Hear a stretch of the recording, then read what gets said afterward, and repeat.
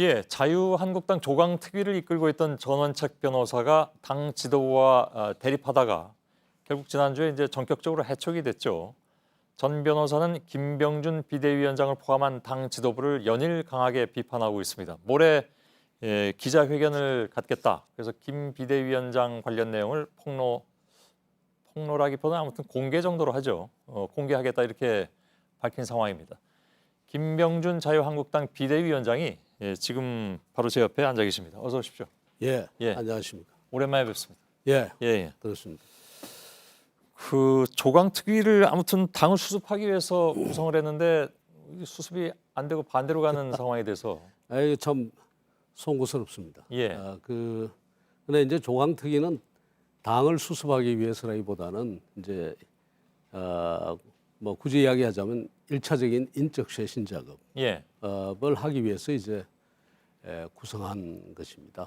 그래서 그런데 뭐 어찌됐든 조강특위는 아주 굳건하고 여전히 이제 작동하고 있습니다. 한 사람만 그만둔 것이다. 예. 그러면 그 전원책 변호사가 직접 이렇게 인선해서 들어간 다른 위원들은 그냥 있는 거다 그런 말씀인가요? 예, 이제 아마 이제 저희들로서는 참 고마운 일이고요.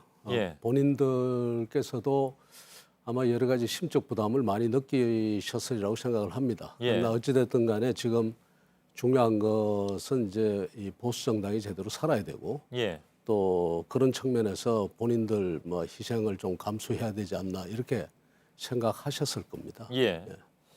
본인들 희생이란 건 어떤 뜻입니까? 결국 이제 이 조강특위라는 게 이제 그렇게 조용하지 않습니다. 사람을 아무래도 이제 골라내는 작업이고 새로 넣는 작업이고 그러다 보면은 욕먹을 일도 많고 또 부담스러운 일도 많습니다. 아무튼 그 사람들은 그냥 남기로 했다. 근데 이제 굳건하게 조강특위가 남아 있다고 말씀을 하셨으나 뭐 어떻게 보든 안팎에서 전원책 변호사가 핵심이었잖아요, 그죠? 그렇습니다. 근데 아무튼 그냥 그만둔 것도 아니고 해촉이 돼버린 상황이기 때문에 조강특위가 굳건하다고 말씀하실 수 있는 건지 잘 모르겠습니다. 이제 그 기능을 그대로 이제 다른 분이 수행을 하셔야 되죠. 지금 남아 있는 분들이 그 기능을 나눠서 수행을 하시거든요. 대신 누가 더 들어오진 않습니까? 이제 그것도 내일 이제 처음으로 이제 이 일이 있고 난 다음에 처음으로 내일 이제 조강특위 위원들과 제가 이제 만나게 돼 있습니다. 만나서 그 이야기를 들어보겠습니다. 아마 여러 가지 보관이 있으시리라고 생각합니다. 알겠습니다. 김병준 위원장과 전원책 변호사는 뭐가 안 맞았습니까? 글쎄요.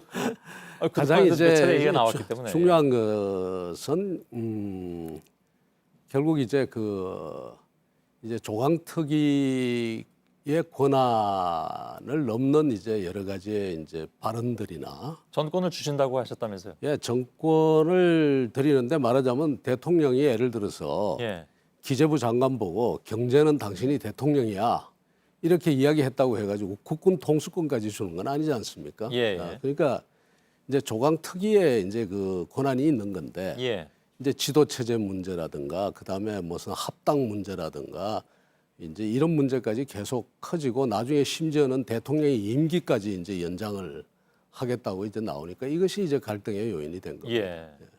그 왜 그랬을까요, 전 변호사? 아마 이제 저는 그렇게 해석을 합니다. 아마 본인으로서는 그렇게 하는 것이 지금 보수 정당을 살리는 길이라라고 이제 생각을 하셔서 그렇게 말씀을 하시고 또 그다음에 어떻게 보면 당에 대한 애정으로 그런 이야기를 하셨으리라고 생각을 합니다. 제가 뭐 전 변호사의 입장이 돼서 한번 생각을 해본다면 그 모든 것들이 지금 말씀하신 이른바 이제 당신 경제 살리라고 했더니 왜 국군 통수권까지 하느냐? 경제 한 가지만 가지고 예를 들어서 예를 말씀드리는 겁니다.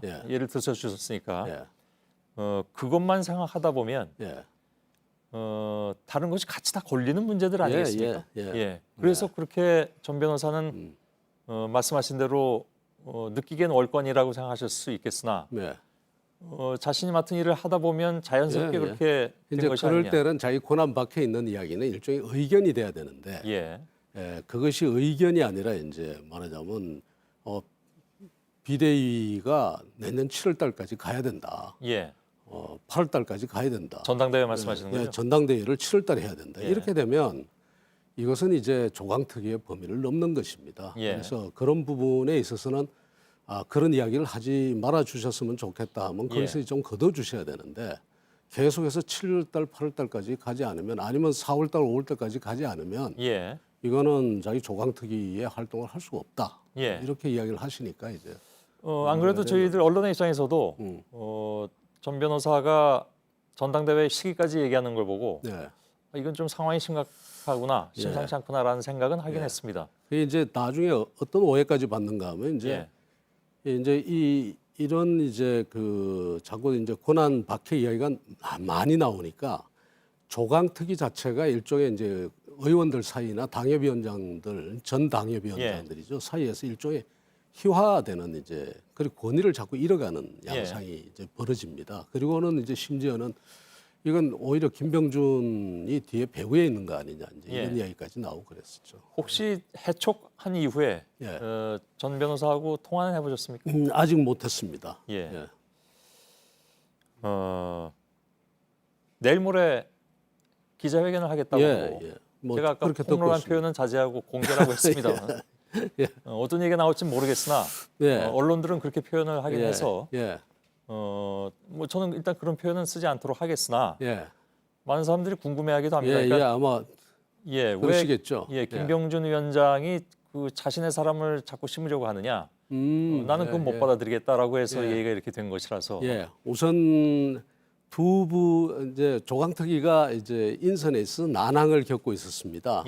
그래서 제가 두 분을 이제 말씀을 드렸어요.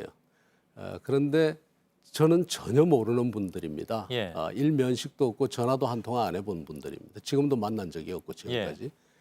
전원책 변호사하고 굉장히 가까운 분들입니다. 그래서 난항을 겪고 있기에 그 잘 아시는 분들 중에 이런 분들 우리 당에 추천이 들어온 분들 중에 이런 분들이 있으니까 한번 써보시면 어떻겠냐니까 본인이 이제 안 하시겠다고 그랬어요. 안 하시겠다면 그러면 그만이다. 그리고 빨리 좀 추천을 해서 빨리 임명하게 해줬으면 좋겠다 했더니 며칠 뒤에 이제 한 분을 또 추천하셨어요. 그래서 완성이 된 겁니다. 그러면 전 변호사는 왜 반대로 얘기를 할까요? 저는 정말 맹세코 제가 거짓말을 하면은 제가 정말 뭘 다 걸겠습니다. 저는 모르는 분들입니다. 전혀 만난 적도 없고 전화를 한 통화 한 적도 없고.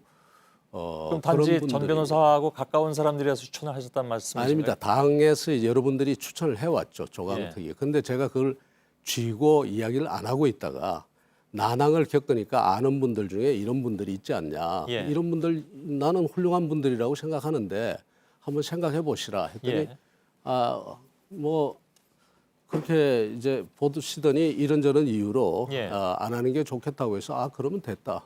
그렇게. 지금 말씀하신 상황은 매우 쿨합니다. 나는 모르는 사람인데 추천했는데 추천받은 사람이 나도 이 사람들은 아니다. 오케이. 그럼 됐다 하면 쿨하게 끝나는 건데 왜 그러면 전 변호사는 이렇게 나오는 걸까요? 우선 제가 그분들을 잘 안다고 오해를 하시는 것 같아요. 저는 모르는 분들입니다. 일단 모르는 분들이고 그래서 이야기를 드렸고 그다음에 제가 좀 이 위원회를 빨리 좀 구성했으면 좋겠다. 이 조강특위가 급했거든요. 그런데 이제 이게 아시다시피 시간이 좀 끌었습니다. 자꾸 또 한 분 추천하신 분 중에 저희 당이 또 받을 수 없는 분이 한 분 계셨어요. 그래서 그분은 좀 미안하지만 우리가 못 받겠다. 그랬더니 왜 못 받느냐. 이제 그거 가지고 좀 서로 이제 다툼이 있었죠 일종의. 그러다가 제가 이제 못 받는 이유를 설명드렸고 본인이 받아들였고. 그래서 딴 분을 추천했고 그렇습니다. 알겠습니다. 그럼 뭐 내일 모레 전원책 변호사가 기자회견을 해서 어떤 내용을 얘기할지는 모르겠으나 또 김 위원장님이 말씀하신 것과 상황이 또 반대 얘기가 나올 가능성을 제3자의 입장에서 완전히 배제할 수는 없는 상황이라서 그렇습니다. 저도 지금 기다리고 있습니다. 무슨 말씀을 주실지. 그럼에도 불구하고 아까 말씀하시기를 이른바 이제 권한, 그러니까 월권적인 그거는 근데 그 동안에도 몇 차례 이제 그쪽에게 뭐 경고라면 경고 이런 것들이 갔음에도 불구하고 개선이 안 되던가요? 그래서 결국 해촉까지 온 건가요? 이제 제가 수습할 수 있는 게 있고 예. 예를 들어서 뭐 지도 체제를 말씀하신 거는 제가 의원들이나 다른 분들에게 지도 체제 말씀은 당에 대한 애정으로 받아달라 이렇게 이야기를 하고 다 했는데 예. 이제 가장 이제 결국 부딪히고 만 게 이제 그 전당대회 일정입니다. 예. 예. 전당대회 일정을 가지고 너무 차이가 크게 나니까 알겠습니다. 근데 전당대회를 그렇게 못 늦추는 이유는 또 뭡니까? 지금 현재 당협위원장들을 사표를 다 받아뒀습니다. 그래서 지금 사실상 지방 조직을 지금 와해를 시켜놓고 있는 겁니다. 예. 당협위원장들이 없으니까. 현실적으로는 그렇죠. 예. 이제 심지어 그분들이 이제 당에 활동을 못 하니까 예. 연말 연시에 인사도 다녀야 되고 뭐 명함도 돌려야 되고 이런데 이런 걸 이제 하나도 못 하게 되니까 또 당 입장에서는 무슨 어디 뭐 무슨 모임 같은 걸 하려고 해도 그게 안 되고 그런데 예. 이것을 내년 7, 8월까지 그렇게 간다는 것이 정당으로서는 정말로 어려운 알겠습니다. 일입니다. 또 한 가지 이제 문제가 된 것이 박근혜 전 대통령을 둘러싼 논란입니다. 예.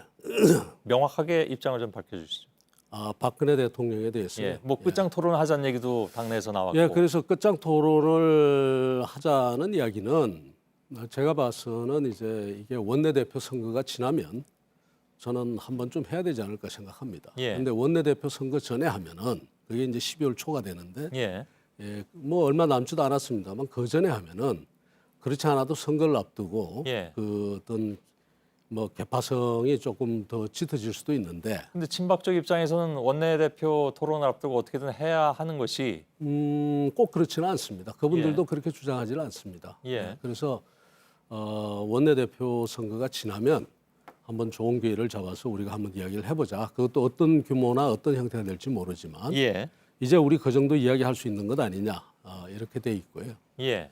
그리고 이제 뭐 이른바 보수의 통합에서 흔히들 얘기하는 태극기 예. 쪽을 함께 아울러 가는 것에 대해서 그 부분에 대해서도 이제 그래서 제가 이제 이야기를 드린 게 태극기 부대도 그렇고 그 다음에 또 한쪽에 이제 탈당하신 분 아직도 밖에 계신 분들도 있고 예, 예. 한데 이분들을 한 그릇에 담기가 굉장히 힘이 든다. 예. 한 그릇에 담으면 그 그릇이 다시 깨질지도 모른다. 그러니까 어떻게 보면 다 어떤 우파 정치 내지는 보수 정치라는 큰 틀 속에서 네트워킹을 좀 이렇게 하자. 예. 하고 자유한국당이 그 중심에 있으면 되는 거지 한 군데 다 집어넣을 이유가 없지 않느냐 이제 예. 이렇게 이야기를 해서 근데 이미 당원으로도 많이 들어와 있다면서요.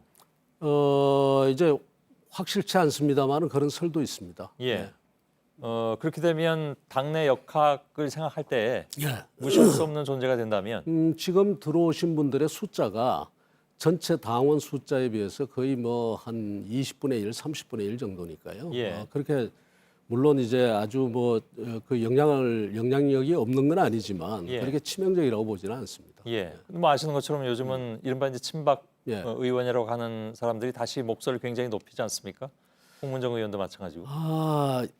제가 이제 그렇게 그분들께 그렇게 이야기를 합니다. 예. 뒤에서 이야기하기보다는 이제는 우리 공개된 자리에서 이야기를 해줬으면 좋겠다. 예. 이야기할 게 있으면. 그래서 중진회의에 와서 이야기를 하시는데요. 이야기하시고 난 다음에 제가 바로 이야기했습니다. 오늘 중진회의 잘했다. 예. 그래서 이런 이야기 하시지 않냐. 그리고 이제 왜 이런 이야기를 하셔도 되는가 하면 이제 우리가 이 정도는 소화할 정도의 체력이 됐다 이제. 예.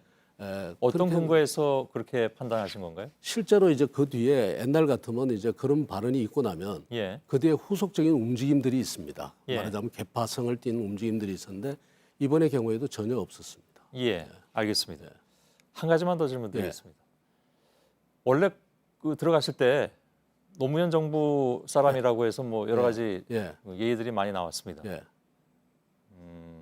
괜찮으십니까? 괜찮습니다. 예. 네. 괜찮고 예. 아마 이번 주 하나 다음 주에 이제 저희들이 이번 주 다음 주 계속해서 아마 이야기가 나올 텐데 예. 이제 새로운 어떤 미래상, 새로운 성장 담론, 예. 그다음에 이 자유한국당 나름의 평화 로드맵 이런 것을 이제 내놓게 되는데 예. 그걸 나중에 보시게 되면은 이 당이 어떤 과거와 다른 새로운 모습으로 어디로 가고 있는가가 좀 보일 것 같습니다. 예. 그런데 그 작업을 하는 데 있어서 는 오히려 저 같은 사람과 그다음에 기존의 당에 있던 분들이 이렇게 힘을 합쳐서 만드는 예. 것이 알겠습니다. 참 좋다고 생각이 듭니다. 그러면 한 가지만 더 질문드리겠습니다. 5.18 특위에는 그 지만원 예.